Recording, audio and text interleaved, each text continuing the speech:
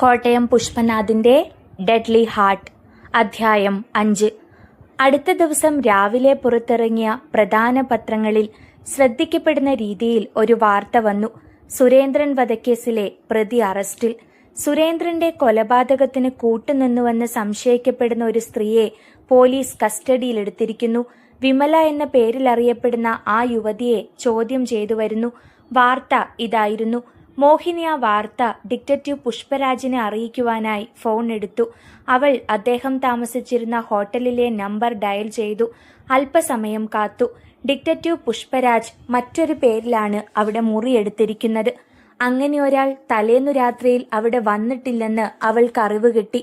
രതീഷിന്റെ ലോഡ്ജിലെത്തിയ ശേഷം മോഹിനിയെ ഡോക്ടർ വിശ്വദേവിന്റെ വസതിയിലാക്കിയ ശേഷമാണ് അദ്ദേഹം പോയത്. അന്നു രാത്രി അദ്ദേഹം ഹോട്ടലിലേക്ക് പോകുമെന്ന് പറഞ്ഞിട്ടാണ് പിരിഞ്ഞത്. അതിനുശേഷം അദ്ദേഹത്തിന് എന്ത് സംഭവിച്ചു? പത്രത്തിൽ വാർത്തയുമായി അദ്ദേഹത്തിന് ബന്ധമുണ്ടെന്ന് അവൾ ഊഹിച്ചു. പുഷ്പരാജിനെ കിട്ടാതെ വന്നപ്പോൾ ഡോക്ടർ സമദിന് ഫോൺ ചെയ്യുവാൻ തീരുമാനിച്ചു. മണി 8 കഴിഞ്ഞതേയുള്ളൂ. ഡോക്ടർ 9 മണിയാകുമ്പോഴാണ് സാധാരണ ഹോസ്പിറ്റലിലെത്തുക. വീട്ടിലെ നമ്പർ അവൾക്ക് നിശ്ചയമില്ലായിരുന്നു. അതുകൊണ്ട് ആദ്യമായി ഹോസ്പിറ്റലിലെ നമ്പർ ഡയൽ ചെയ്ത് വീട്ടിലെ നമ്പർ കണ്ടുപിടിക്കുവാൻ അവൾ നിശ്ചയിച്ചു. ആശുപത്രിയിലേക്ക് ഫോൺ ചെയ്തു. ഡോക്ടർ എത്തിയിട്ടില്ല. എങ്കിലും വീട്ടിലേക്കുള്ള നമ്പർ അവൾക്ക് ലഭിച്ചു. ഉടൻ തന്നെ മോഹിനി ഡോക്ടറുടെ വസതിയിലേക്ക് വിളിച്ചു. ഹലോ, ഡോക്ടർ ഇല്ലേ? എന്ത് ഹോസ്പിറ്റലിലേക്കോ? ഹലോ, ഡോക്ടർ ഇല്ലേ? എന്ത് ഹോസ്പിറ്റലിലേക്കോ? നന്ദി. റിസീവർ വെച്ച് അവൾ അല്പസമയം നിന്നു. ഡോക്ടറെ ഫോണിൽ വിളിക്കണോ അതോ ഹോസ്പിറ്റലിലേക്ക് പോയാലോ എന്നവൾ ചിന്തിച്ചു.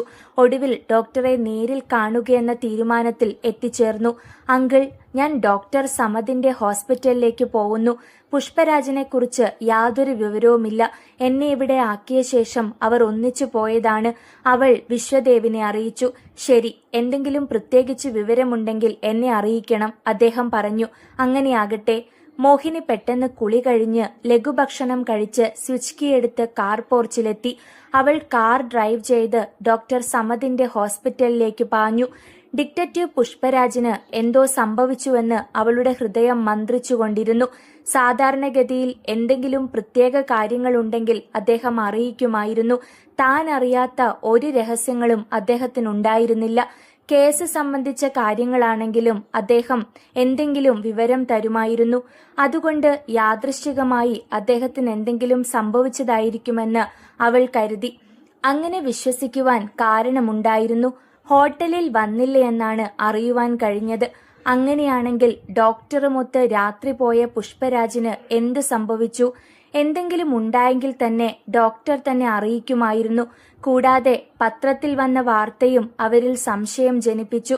മരണമടഞ്ഞ സുരേന്ദ്രന്റെ ഘാതകനെ കണ്ടെത്തിയിരിക്കുന്നു. ആ സ്ത്രീ തന്നെ ആയിരിക്കുമോ അത്?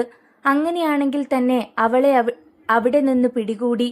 കാർ ഡോക്ടറുടെ ഹോസ്പിറ്റലിന്റെ പോർച്ചിലെത്തിയപ്പോഴാണ് അവളുടെ ചിന്തകൾ ചിറകടിച്ചകന്നത്. മോഹിനിയെ അവിടെയുള്ള നഴ്സുമാർക്ക് അറിയാമായിരുന്നു. അവർ അവളെ സ്വീകരിച്ചു. ഡോക്ടർ തിരക്കിലാണെന്ന് വളരെ താഴ്ന്ന സ്വരത്തിൽ പറഞ്ഞു. മോഹിനി തന്റെ വിസിറ്റിംഗ് കാർഡ് നൽകി ഒരു നഴ്സിനെ പറഞ്ഞയച്ചു. ഉടൻ തന്നെ അകത്ത് കടക്കുവാനുള്ള അനുമതി ലഭിച്ചു. ഡോക്ടർ ഒരു രോഗിയുടെ പഴയകാല ചരിത്രങ്ങൾ ചോദിച്ചറിയുകയായിരുന്നു. ജസ്റ്റ് എ മിനിറ്റ്, ഡോക്ടർ മോഹിനിയോട് പറഞ്ഞു. അവൾ ഒരു മെഡിക്കൽ ബുക്ക് എടുത്ത് മറിച്ചു നോക്കിക്കൊണ്ടിരുന്നു. എന്താണ് വിശേഷം? പരിശോധന കഴിഞ്ഞ് കുറിപ്പെഴുതി കൊടുക്കുന്നതിനിടയിൽ ഡോക്ടർ തിരക്കി. പറയാം. മോഹിനി ബുക്ക് അടച്ച് മേശപ്പുറത്ത് വച്ചു. ഇന്നലെ എന്നെ ബംഗ്ലാവിലാക്കിയ ശേഷം നിങ്ങൾ എങ്ങോട്ടാണ് പോയത്? മോഹിനി ചോദിച്ചു.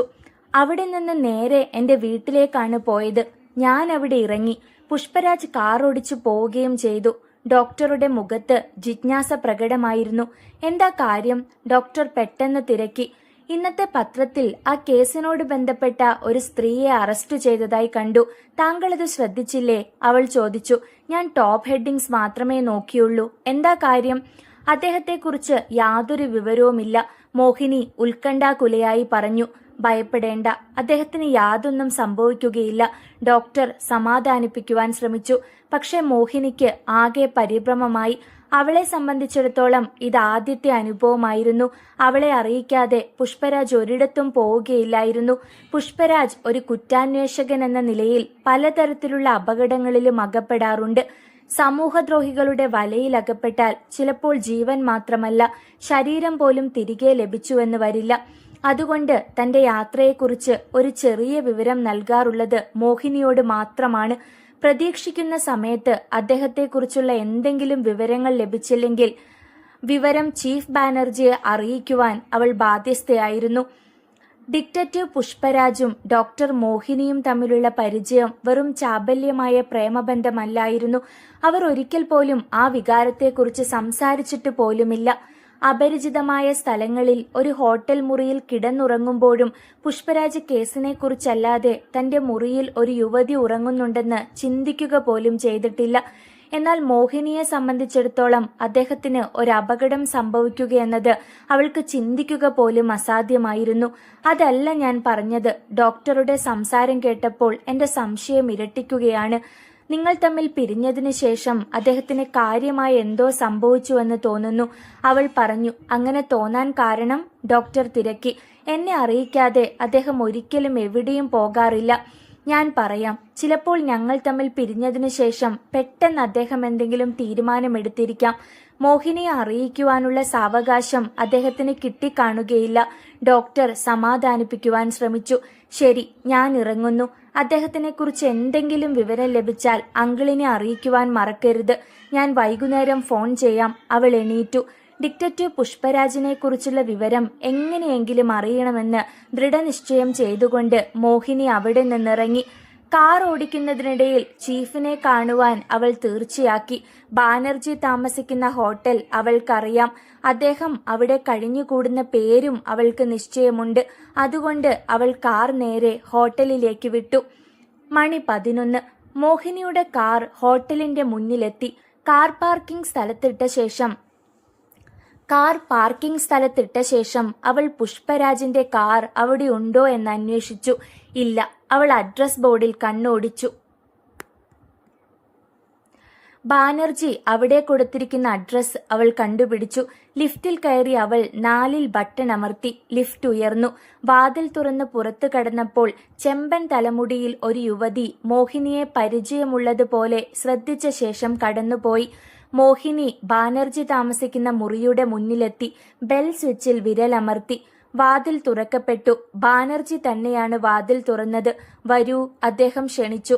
അവൾ ഭവ്യതയോടെ അകത്തു കയറി. മേശപ്പുറത്തുള്ള ഒരു തടിച്ച പുസ്തകത്തിൽ നിന്ന് അദ്ദേഹം എന്തോ കുറിച്ചെടുക്കുകയായിരുന്നു. എന്താണ് അറിയിക്കാതെ വന്നത്? ബാനർജി തിരക്കി. അദ്ദേഹത്തെ കണ്ടില്ല. ഇന്നലെ രാത്രി പിരിഞ്ഞതാണ്. അതും ഒരു പ്രത്യേക പരിതസ്ഥിതിയിൽ. അതൊക്കെ ഞാൻ അറിഞ്ഞു. ആ ബംഗ്ലാവിൽ വെച്ച് നടന്ന കാര്യങ്ങളല്ലേ? അതൊക്കെ ഞാൻ എൻ്റെ ഫ്ളാറ്റിലുള്ള റേഡിയോ ട്രാൻസ്മിറ്റർ വഴി അറിഞ്ഞുകൊണ്ടിരുന്നു. അതിനുശേഷം അദ്ദേഹം എവിടെ പോയി? ഒരു മെസ്സേജ് എനിക്ക് കിട്ടി, പക്ഷെ കാര്യം പറഞ്ഞിട്ടില്ല. ബാനർജി ഇതിനിടയ്ക്ക് കാപ്പിക്ക് ഓർഡർ ചെയ്തു. എവിടെയാണെന്നറിയാമോ? കൃത്യമായി അറിഞ്ഞുകൂടാ. ഈ സമയം ഫോൺ ശബ്ദിച്ചു. ബാനർജി റിസീവർ എടുത്തു. ഈ ഹോട്ടലിൽ കൊലപാതകം നടന്നുവെന്നോ? ബാക്കി പറയൂ. അത്ഭുതത്തോടെ ബാനർജി നിന്നു. അധ്യായം 6. 5 മിനിറ്റ് സമയം സംസാരം നീണ്ടു. വളരെ അത്ഭുതകരമായിരിക്കുന്നു. ഈ ഹോട്ടലിലെ 201 നമ്പർ മുറിയിൽ ഒരു കൊലപാതകം നടന്നിരിക്കുന്നുവെന്ന് റിസീവർ വച്ച ശേഷം അദ്ദേഹം തിരിഞ്ഞു. ഹോട്ടൽ ബോയ് കാപ്പിയുമായി വന്നു. എന്താണിവിടെ ഉണ്ടായത്? ബാനർജി ചോദിച്ചു. ഒരു മരണം, അവൻ വളരെ ലാഘവത്തോടെ പറഞ്ഞു. അതെന്താ അങ്ങനെ പറഞ്ഞത്? ബാനർജി തിരക്കി. മരണം സാധാരണമല്ലേ? അവൻ കാപ്പി വച്ച ശേഷം തിരിച്ചുപോയി. അവൻ അങ്ങനെ പറഞ്ഞതിൽ കാരണമുണ്ട്. ഒരു കൊലപാതകമെന്നു പറഞ്ഞാൽ അത് ഹോട്ടലിനെ ബാധിക്കും. ഇനി മരണമാണെങ്കിൽ കൂടി അതിന് വലിയ പബ്ലിസിറ്റി കൊടുക്കുകയില്ല. മോഹിനി, ഇവിടെ ഇരിക്കൂ, ഞാനൊന്ന് പുറത്തേക്ക് പോയിട്ട് വരാം. ബാനർജി പുറത്തേക്കിറങ്ങിയതും 2-3 പോലീസ് ഉദ്യോഗസ്ഥന്മാർ വലതുവശത്തേക്ക് തിരിഞ്ഞതും ഒപ്പമായിരുന്നു. അദ്ദേഹം അവരുടെ പിന്നാലെ നടന്നു. മരണം നടന്ന മുറിയുടെ വാതിൽക്കൽ എത്തിയപ്പോൾ ഒരു പോലീസ് ഉദ്യോഗസ്ഥൻ തിരിഞ്ഞ് ബാനർജിയെ തടയുവാൻ ശ്രമിച്ചു. പെട്ടെന്ന് അദ്ദേഹത്തിന് ആളെ മനസ്സിലായി. ക്ഷമിക്കണം സർ, അദ്ദേഹം ബാനർജിയോട് പറഞ്ഞു. മുറിയുടെ വാതിൽ തുറന്നു കിടന്നിരുന്നു. പോലീസ് ഉദ്യോഗസ്ഥന്മാർ അകത്തു കയറി. ഒരു യുവതി കട്ടിലിൽ മലർന്നു കിടന്നിരുന്നു. അവളുടെ ശരീരത്തിൽ യാതൊരുവിധ ആഭരണങ്ങളും ഉണ്ടായിരുന്നില്ല. മേശപ്പുറത്ത് കാൽഭാഗം മദ്യം, അവശേഷിച്ച ഒരു കുപ്പിയും 2 ഗ്ലാസുകളും ഉണ്ടായിരുന്നു. ഒരു പ്ലേറ്റിൽ ചിപ്സും കാണപ്പെട്ടു. ഇൻക്വസ്റ്റ് തയ്യാറാക്കി മൃതശരീരം പോസ്റ്റ്മോർട്ടത്തിനയച്ചു. ഹോട്ടൽ റിസപ്ഷനിസ്റ്റിനെയും ഹോട്ടൽ ജോലിക്കാരെയും ചോദ്യം ചെയ്തു. ലഭിച്ച റിപ്പോർട്ട് ബാനർജിയുടെ ഓഫീസിലെത്തി. രാത്രി 10 മണി കഴിഞ്ഞു. ബാനർജി തനിച്ച് സിഗരറ്റിന് തീ കൊടുത്തുകൊണ്ട് റിപ്പോർട്ടടങ്ങിയ ഫയൽ നിവർത്തി. രഘുനാഥ്, വയസ്സ് 26 തോന്നിക്കും. കാഴ്ചയിൽ മോശമില്ല. ശിരസിൽ വിഗ് ധരിച്ചിട്ടുണ്ട്. നാട് തലശ്ശേരി. പൂർണിമ, വയസ്സ് 20, സുന്ദരി, ചുരുണ്ട മുടി. രഘുനാഥ് 3 വർഷമായി ഡൽഹിയിൽ ജോലി നോക്കുന്നു. അയാൾ ഒരു മെക്കാനിക്കാണ്. അന്വേഷണത്തിൽ അയാൾ സ്ഥിര ജോലിക്കാരനല്ലെന്ന് അറിയുന്നു. ആഗസ്റ്റ് 10-ാം തീയതി ചൊവ്വാഴ്ച അയാൾ തലശ്ശേരിയിലെത്തി. പൂർണിമ, ശങ്കർ എന്ന ഒരു ഡ്രൈവറുടെ മകളാണ്. രഘുനാഥിന്റെ വസതിയിൽ നിന്ന് 20 കിലോമീറ്റർ അകലെ താമസിക്കുന്നു. വിവാഹാലോചന പെട്ടെന്നാണ് വന്നത്. 25 പവന്റെ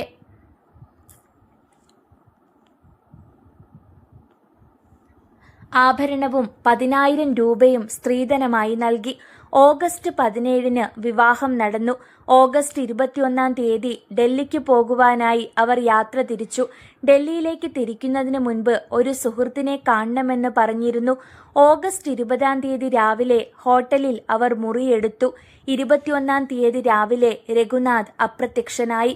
പൂർണിമ കൊല്ലപ്പെട്ടു. ആഭരണങ്ങളും പണവും നഷ്ടപ്പെട്ടിരിക്കുന്നു. നിഗമനം: പൂർണിമയെ വധിച്ച ശേഷം ആഭരണങ്ങളും പണവുമായി രഘുനാഥ് കടന്നുകളഞ്ഞതായി ഊഹിക്കപ്പെടുന്നു. ഫോൺ ബെൽ ശബ്ദിച്ചു. ബാനർജി റിസീവർ എടുത്തു. മോഹിനിയാണോ? ഇതുവരെ വിവരമൊന്നും ലഭിച്ചിട്ടില്ല. അറിഞ്ഞുകൂടാ. ഞാൻ ഉടനെ അറിയിക്കാം. റിസീവർ താഴെ വെച്ച് അദ്ദേഹം തിരിഞ്ഞു. പുഷ്പരാജിനെക്കുറിച്ച് യാതൊരു വിവരവും ഇതുവരെ ലഭിച്ചിട്ടില്ല. എങ്കിലും ബാനർജിയുടെ മുഖത്ത് ജാള്യതയുണ്ടായില്ല. പെട്ടെന്ന് എന്തെങ്കിലും തീരുമാനം അദ്ദേഹം എടുത്തിരിക്കും. ആ തീരുമാനം തന്നെ അറിയിക്കുവാൻ കഴിഞ്ഞിട്ടില്ല. അതിനുള്ള സന്ദർഭം ലഭിച്ചു കാണുകയില്ല. ബാനർജി ഭക്ഷണം കഴിച്ചിരുന്നില്ല. അദ്ദേഹം തന്റെ ഭൃത്യനെ വിളിച്ചു. രാത്രി ലഘുവായ ഭക്ഷണമാണ് ബാനർജിയുടെ ശീലം. ഭൃത്യൻ ഭക്ഷണം കൊണ്ടുവന്നു. അത് കഴിച്ചു കഴിഞ്ഞപ്പോൾ മണി 11 കഴിഞ്ഞു. നീ ഉറങ്ങിക്കോളൂ, ബാനർജി ഭൃത്യനോട് പറഞ്ഞു. അദ്ദേഹം വീണ്ടും ഫയൽ എടുത്തു വെച്ചുകൊണ്ട് ആ സംഭവത്തെക്കുറിച്ച് പഠിച്ചുകൊണ്ടിരുന്നു. 2 കേസുകളെയും കുറിച്ച് അദ്ദേഹം ചിന്തിച്ചു. രണ്ടും ഏതാണ്ട് ഒരുപോലെ ഇരിക്കുന്നു. മോഡസ് ഓപ്പറാൻഡി ഒരുപോലെ തന്നെ. മദ്യം, ഭക്ഷണം, അതിനുശേഷമുള്ള കൊലപാതകം, പണാപഹരണം. സ്വർണവും പണവുമാണ് അപഹരിച്ചിരിക്കുന്നത്. കൊലയാളിയായ 2 പേരും അബോധാവസ്ഥയിലാണ് കുറ്റം ചെയ്തിരിക്കുന്നത്. അവർക്ക് അതിനെക്കുറിച്ച് അറിഞ്ഞുകൂടാ എന്ന് പറയുന്നു. അപ്പോൾ അതെങ്ങനെ സംഭവിച്ചു? പല മാർഗങ്ങളിലുള്ള കൊലപാതകങ്ങളെക്കുറിച്ച് അദ്ദേഹം ചിന്തിച്ചു. മോഡസ് ഓപ്പറാൻഡി അടങ്ങിയ ഫയൽ അദ്ദേഹം എടുത്തു പരിശോധിച്ചു. മദ്യം നൽകി ബോധം കെടുത്തിയ ശേഷം കൊലപാതകം നടത്തുന്നവരുടെ ലിസ്റ്റായിരുന്നു അദ്ദേഹം പരിശോധിച്ചത്. ആദ്യം നടന്ന സുരേന്ദ്രന്റെ കൊലപാതകം രതീഷ് അല്ല നടത്തിയതെങ്കിൽ ആ കുറ്റവുമായി രഘുനാഥിനെ ബന്ധിപ്പിക്കുവാൻ കഴിയുമോ എന്ന് അദ്ദേഹം ചിന്തിച്ചു. പ്രത്യക്ഷത്തിൽ കുറ്റവാളിയായി തീർന്നിരിക്കുന്നത് ഇപ്പോഴത്തെ കണക്കുകൂട്ടലിൽ രഘുനാഥാണ്. ഇതിൽ മറ്റൊരു കാര്യം കൂടി അടങ്ങിയിരിപ്പുണ്ട്. രതീഷും രഘുനാഥും 2 പേരാണെന്നുള്ളത് തർക്കമറ്റ കാര്യമാണ്. ആ നിലയ്ക്ക് ഈ കേസിൽ അവരെ 2 പേരെയും എങ്ങനെ ബന്ധിപ്പിക്കുമെന്ന് ബാനർജി ചിന്തിച്ചുകൊണ്ടിരുന്നു. രാത്രി മണി 2:50. ഇന്റർകോം ശബ്ദിച്ചു. ഓഫീസിന് മുൻവശത്ത് കാവൽ നിൽക്കുന്ന ആരോ ഒരാൾ അത്യാവശ്യമായി കാണാൻ വന്നിരിക്കുന്നതായി അയാൾ അറിയിച്ചു. ആ മനുഷ്യനോട് സംസാരിക്കുവാൻ ബാനർജി ആവശ്യപ്പെട്ടു. ഹലോ, താങ്കളാണോ? ബാനർജി പറഞ്ഞു. അതിനുശേഷം കാവൽക്കാരനോട് ആഗതനെ അകത്തേക്ക് കടത്തിവിടുവാൻ ആവശ്യപ്പെട്ടു. മിസ്റ്റർ പുഷ്പരാജ്, നിങ്ങൾ വന്നെത്തിയില്ലായിരുന്നുവെങ്കിൽ ഞാൻ ആകെ കുഴപ്പത്തിലാകുമായിരുന്നു, ബാനർജി സന്തോഷം നിറഞ്ഞ സ്വരത്തിൽ പറഞ്ഞു. അതിനുശേഷം അദ്ദേഹം ഫ്ലാസ്കിൽ നിന്നും ആവി പറക്കുന്ന ചായ 2 കപ്പുകളിലായി പകർന്നു. പുഷ്പരാജ് ചായ മൊത്തി കുടിച്ചു. അതിനുശേഷം അദ്ദേഹം ഒരു സിഗരറ്റ് കൊളുത്തി. ഞാനൊരു ഒളിച്ചോട്ടം നടത്തി വന്നിരിക്കുകയാണ്, അദ്ദേഹം തുടക്കമിട്ടു. അത് പോട്ടെ, താങ്കൾക്ക് എന്ത് പ്രശ്നമാണ് ഉണ്ടായത്? പുഷ്പരാജ് ചോദിച്ചു. ബാനർജി തന്റെ നിഗമനങ്ങൾ വിശദീകരിച്ചു. എന്തോ വളരെ വിചിത്രമായിരിക്കുന്നു. എനിക്കിന്ന് വളരെ രസകരമായ ഒരു അനുഭവം ഉണ്ടായി. ഞാൻ താങ്കളെ അറിയിക്കാതെ ഡോക്ടർ ബാലചന്ദ്രനുമായി ബന്ധപ്പെട്ട് ഒരു കാര്യം ചെയ്തു. ഡോക്ടർ ബാലചന്ദ്രന്റെ നഴ്സിംഗ് ഹോമിലേക്ക് രതീഷിനെ ആരും അറിയാതെ ആംബുലൻസിൽ നീക്കം ചെയ്തു. അതേസമയം ഞാൻ രതീഷിന്റെ മുറിയിൽ കയറി കൂടുകയും ചെയ്തു. 12:40 ഞാൻ രതീഷിന്റെ കിടക്കയിൽ തലയണ ചാരി വെച്ച് കിടക്കുകയായിരുന്നു. പോലീസ് ഉദ്യോഗസ്ഥന്മാർക്ക് രഹസ്യമായി വിവരം നൽകിയിരുന്നു. ആരെങ്കിലും രതീഷിനെ അന്വേഷിച്ചു വന്നാൽ എന്റെ മുറിയിലേക്ക് അയക്കണമെന്ന്. ഒരു സ്ത്രീ രതീഷിനെ കാണുവാൻ വന്നിരിക്കുന്നതായി അറിയിച്ചു. കയറ്റി വിടുവാൻ ഞാൻ പറഞ്ഞു. ഒരു യുവതി കയറി വന്നു. അവൾ ഒരു ചെമ്പൻ തലമുടിക്കാരിയായിരുന്നു. മുടി അധികം ഇല്ലാത്ത അവൾ വിദേശികളായ വെള്ളക്കാരികൾ നമ്മുടെ നാട്ടിൽ വരുമ്പോൾ ചെയ്യാറുള്ളത് പോലെ മുടി പിന്നിൽ പിന്നി കൂട്ടിക്കെട്ടി ഹെയർ പിൻ തിരികിയിരുന്നു. മേശപ്പുറത്തിരുന്ന വിളക്കിന്റെ നിഴൽ എന്റെ മുഖത്ത് പതിയാത്തക്ക വിധമാണ് ഞാൻ സജ്ജീകരിച്ചിരുന്നത്. അവൾ കയറി വന്നയുടനെ കസേരയിലിരുന്നു. എന്നെ മനസ്സിലായോ? അവൾ ചോദിച്ചു. മനസ്സിലായി, ഞാൻ പറഞ്ഞു. എങ്ങനെ? നിങ്ങളുടെ കയ്യിൽ ആ ബ്രീഫ് കേസ് ഏൽപ്പിക്കുമ്പോൾ എനിക്ക് നേരിയ ഓർമ്മയുണ്ടായിരുന്നു. നേരിയ ഓർമ്മയോ? ഞാൻ ആദ്യം മുതൽക്കു തന്നെ നിങ്ങളോടൊപ്പം തന്നെ ഉണ്ടായിരുന്നു. പക്ഷെ നിങ്ങൾ അത്തരത്തിലൊരു പ്രവൃത്തി ചെയ്താണ് അതെന്നെ ഏൽപ്പിക്കുന്നതെന്ന് അറിഞ്ഞിരുന്നെങ്കിൽ ഞാൻ ഒരിക്കലും കൂട്ടുനിൽക്കില്ലായിരുന്നു. അവൾ പറഞ്ഞ വാക്കുകൾ എന്നെ അത്ഭുതപ്പെടുത്തി. പുഷ്പരാജ് തുടർന്നു. അവൾ പറഞ്ഞു തുടങ്ങി. നിങ്ങൾ അയാളുമായി മദ്യപിച്ചിരിക്കുമ്പോൾ ഞാൻ പുറത്തു നിൽപ്പുണ്ടായിരുന്നു. നിങ്ങൾ അതിനുശേഷം വീണ്ടും അയാളുടെ മുറിയിൽ കയറി തിരികെ വന്ന് ബ്രീഫ് കേസ് എന്നെ ഏൽപ്പിച്ചു.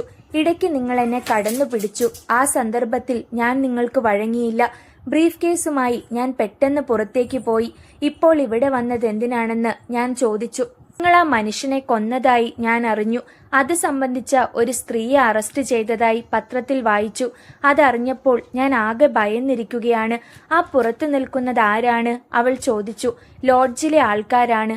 അവർ കാവൽ നിർത്തിയിരിക്കുകയാണ്. ഞാൻ പറഞ്ഞു. പോലീസുകാരനാണെന്ന് ഞാൻ ഭയന്നു. അവൾ തുടർന്നു. നിങ്ങൾ ആ കൊലപാതകം നടത്തിയതിന് എന്തെങ്കിലും ലഭിക്കുമോ? അവൾ ചോദിച്ചു. ബ്രീഫ് കേസ് ആരെയാണ് ഏൽപ്പിച്ചത്? ഞാൻ ചോദിച്ചു. അധ്യായം 7. അത് വാങ്ങുവാൻ പുറത്താളുണ്ടായിരുന്നു. അതാരാണെന്ന് നിങ്ങൾക്കറിയാമോ? അവൾ ചോദിച്ചു. അറിയാം, പക്ഷെ അവർ പങ്കു തന്നില്ല. എനിക്കവരെ കണ്ടുപിടിക്കണം. നിനക്ക് സഹായിക്കുവാൻ കഴിയുമോ? ഞാൻ അന്വേഷിച്ചു. അവൾ സമ്മതിച്ചു. അങ്ങനെ ഞാൻ അവളെയും കൂട്ടി പുറത്തിറങ്ങുവാൻ തീരുമാനിച്ചു. അവൾ എവിടെ? ബാനർജി ചോദിച്ചു. എന്റെ മുറിയിലുണ്ട്. പെട്ടെന്ന് അവൾ ഉണരുകയില്ല. പിന്നെ മുറി ഞാൻ പുറത്തുനിന്ന് പൂട്ടിയിട്ടിട്ടുണ്ട്. ഈ വിവരം ഫോണിൽ അറിയിക്കണ്ടേ എന്ന് കരുതി ഞാൻ പോന്നതാണ്. പുഷ്പരാജ് എണീറ്റു. അദ്ദേഹം ബാനർജിയുടെ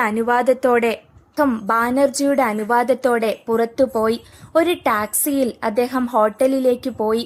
മുറി തുറന്ന് അകത്തു കയറിയപ്പോൾ അവൾ സുഖനിദ്രയിൽ ആണ്ടു കിടക്കുകയായിരുന്നു.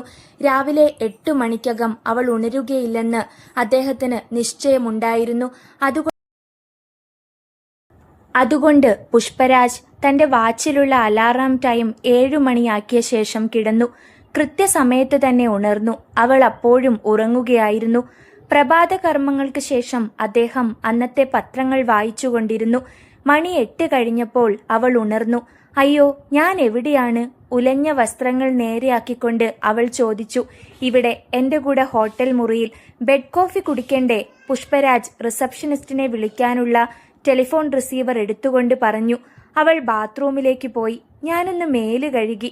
ബാത്റൂമിൽ നിന്നും അവൾ താമസിച്ചാണ് പുറത്തു വന്നത്. ഏതായാലും ബ്രീഫ് കേസ് ഞാൻ എടുത്തത് നന്നായി, അവൾ ഡ്രസ്സിംഗ് റൂമിലേക്ക് കയറുന്നതിനിടയിൽ പറഞ്ഞു. ലോലമായ ഒരു ഇറുങ്ങിയ വസ്ത്രത്തിനുള്ളിൽ ബ്രേസിയേഴ്സും പാൻറ്റീസും വ്യക്തമായി കാണാമായിരുന്നു. ചെമ്പൻ തലമുടി അവൾ വിതറിയിട്ടിരുന്നു. അവളുടെ ശരീരത്തിൽ നിന്നും കോറനേഷന്റെ പരിമളം പ്രവഹിച്ചു. ബെഡ് കോഫി കുടിച്ച ശേഷം അവൾ അതരങ്ങളൊപ്പി. അവളുടെ കണ്ണുകൾ ചെറുതും തിളക്കമുള്ളതുമായിരുന്നു. അഗ്രം വളഞ്ഞ നേർത്ത നാസികയും അല്പം മലർന്ന കീഴ്ചുണ്ടും അരുണാപമായ കവിൾത്തടങ്ങളും അവളെ ഒരു സുന്ദരിയാക്കിയിരുന്നു. നീ സുന്ദരിയായ സർപ്പക്കുഞ്ഞാണ്, പുഷ്പരാജ് ചിരിച്ചുകൊണ്ട് പറഞ്ഞു. സർപ്പക്കുഞ്ഞോ? അവൾ പെട്ടെന്ന് തലമുടി പിന്നോട്ടൊതുക്കുന്നതിനിടയിൽ ചോദിച്ചു. അതെ, അദ്ദേഹം സിഗരറ്റിന് തീ കൊളുത്തുന്നതിനിടയിൽ പറഞ്ഞു. ഇതുവരെ എന്നെ ആരും അങ്ങനെ വിളിച്ചിട്ടില്ല.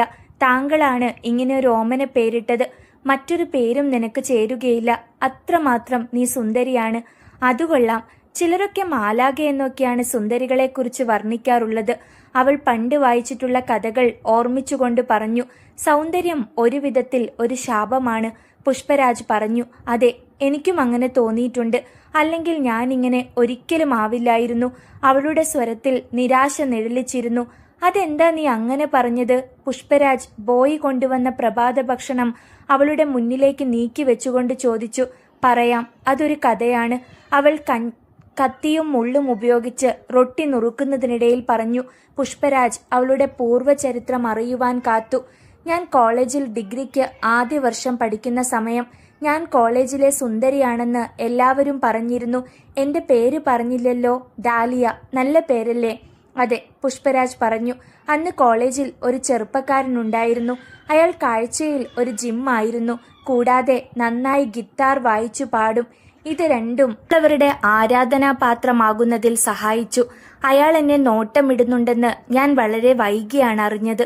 കോളേജിൽ അയാൾ തന്നെ പ്രചരണം നടത്തി. പക്ഷെ ഇതൊന്നും ഞാൻ അറിഞ്ഞിരുന്നില്ല. എൻ്റെ വീട്ടുകാർ എന്നെ വിളിച്ചു ചോദിച്ചു. അയാളുമായി യാതൊരു ബന്ധവുമില്ലെന്ന് ഞാൻ തെളിച്ചു പറഞ്ഞു. പക്ഷെ വീട്ടുകാർ വിശ്വസിച്ചില്ല. ഇതിനിടയ്ക്ക് കോളേജിൽ നിന്നും ഒരു എക്സ്കർഷൻ പോയിരുന്നു. 4 ദിവസം മഹാബലിപുരത്താണ് പോയത്. ആ പോക്കിൽ ഞാൻ അയാളുടെ കൂടെ രാത്രി കഴിച്ചുകൂട്ടിയെന്ന് അയാൾ പറഞ്ഞു പരത്തി. അവളുടെ കണ്ണുകളിൽ ദുഃഖഛായ പരന്നിരുന്നു.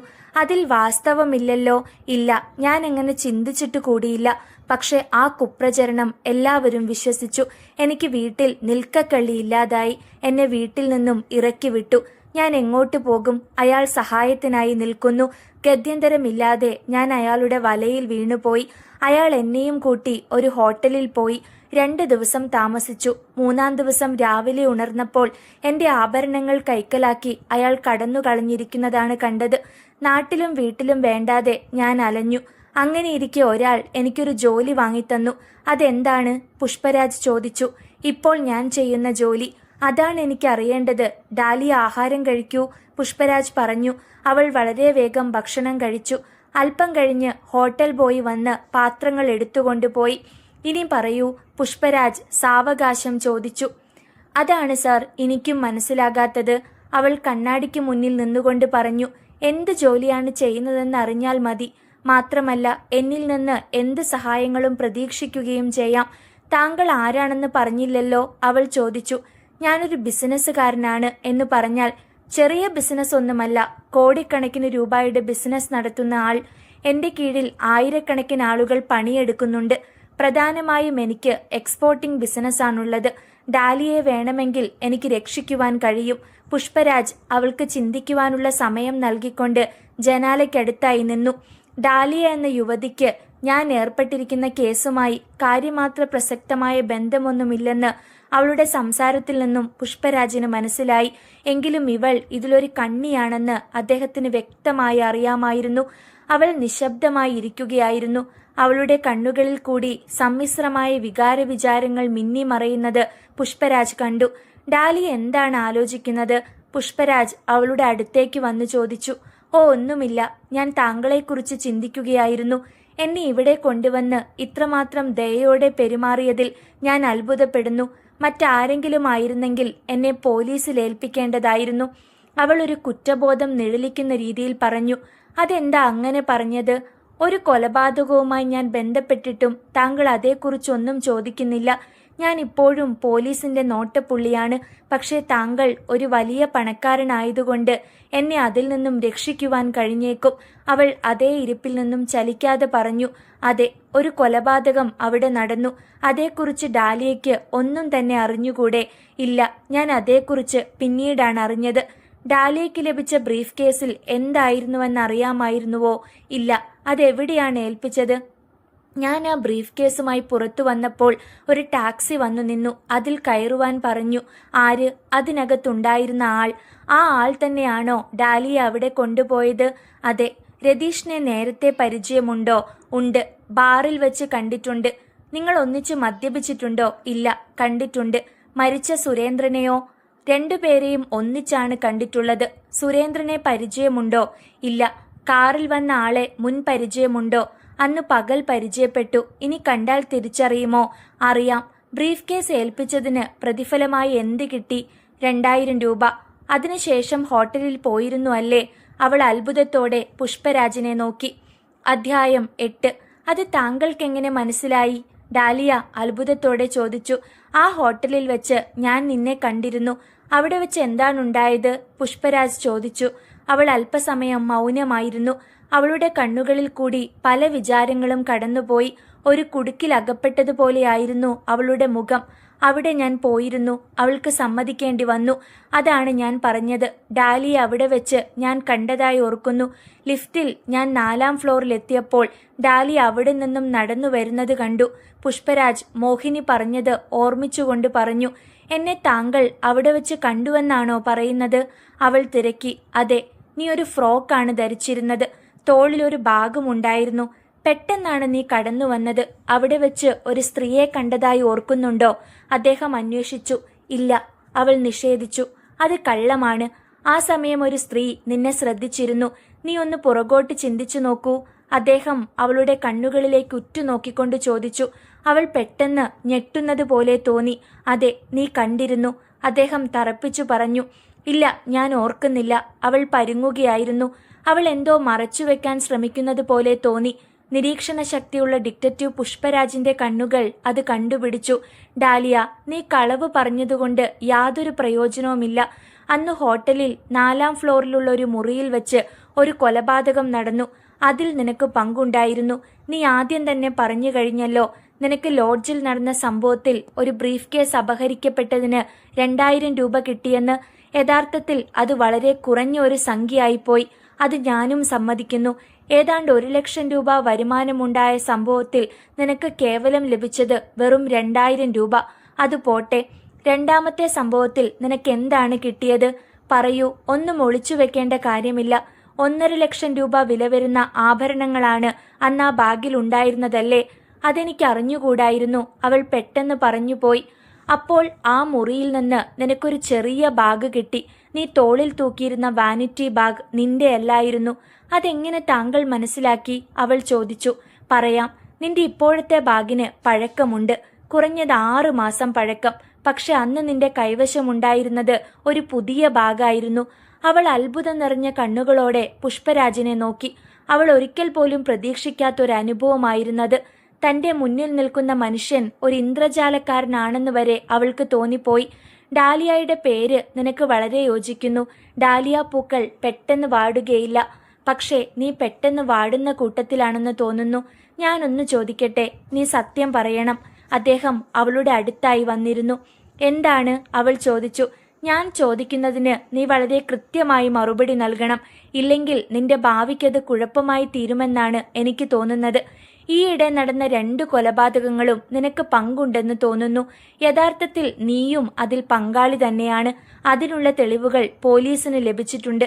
അതിന് ഞാൻ കൊലപാതകത്തിൽ പങ്കു ചേർന്നിട്ടില്ലല്ലോ, അവൾ പതറിയ സ്വരത്തിൽ പറഞ്ഞു. അത് ശരിയായിരിക്കാം. പക്ഷേ നിന്റെ കയ്യിൽ കിട്ടിയ ബ്രീഫ് കേസും ബാഗും കൊല്ലപ്പെട്ടവരുടെ സ്വന്തമായിരുന്നു. അതിന്റെ പങ്ക് നിനക്ക് ലഭിക്കുകയും ചെയ്തിട്ടുണ്ട്. ഇല്ല സർ, എനിക്ക് യാതൊരു പങ്കുമില്ല. ഞാൻ പോകുന്നു. അവൾ എണീറ്റു. ഡാലിയ, ഞാൻ പറയുന്നത് നീ അനുസരിക്കണം. ഇവിടെ നിന്നിറങ്ങിയാൽ നീ പോലീസിന്റെ പിടിയിൽ അകപ്പെടും. അതെങ്ങനെ? അവൾ ചോദിച്ചു. നിന്റെ ഫോട്ടോ എല്ലാ പത്രങ്ങളിലും പ്രസിദ്ധീകരിച്ചിട്ടുണ്ട്. നിന്നെ പുറത്തു കണ്ടാൽ അപകടമാണ്, പുഷ്പരാജ് പറഞ്ഞു. അയ്യോ, അങ്ങനെയാണോ? അവൾ ചോദിച്ചു. അതെ, ഞാൻ വിചാരിച്ചാൽ മാത്രമേ നിനക്ക് രക്ഷപ്പെടാൻ കഴിയുകയുള്ളൂ. ഇനി മറ്റൊരു കാര്യം കൂടി നീ അറിഞ്ഞിരിക്കുന്നത് നന്നാണ്. അതായത് നിന്നെ ആ പ്രവൃത്തിയിൽ നിയോഗിച്ചിരിക്കുന്ന ആൾ ഒരു ഭയങ്കര മനുഷ്യനാണ്. നീ ജീവനോടിരിക്കുന്നത് അയാളെ സംബന്ധിച്ചിടത്തോളം അപകടമായതുകൊണ്ട് നിന്നെ വകവരുത്തുവാൻ അയാൾ ഒരിക്കലും മടിക്കുകയില്ല. അതുകൊണ്ട് നീ ഇപ്പോൾ ചെകുത്താന്റെയും കടലിന്റെയും ഇടയ്ക്കാണ്. അവൾ ആകെ കുഴങ്ങി. ഞാൻ എന്തു ചെയ്യണമെന്നാണ് പറയുന്നത്? അവൾ ചോദിച്ചു. പുഷ്പരാജ് എണീറ്റ് വീണ്ടും ജനാലയ്ക്കൽ പോയി നിന്നു. പെട്ടെന്ന് ഒരു തീരുമാനമെടുക്കേണ്ടിയിരിക്കുന്ന ഒരു സന്ദർഭമാണ് വന്നിരിക്കുന്നത്. ഡാലിയ ഈ കേസിനെ സംബന്ധിച്ചിടത്തോളം വളരെ പ്രധാനപ്പെട്ട ഒരു തന്തുവാണെന്ന് അദ്ദേഹത്തിന് ബോധ്യമുണ്ടായിരുന്നു.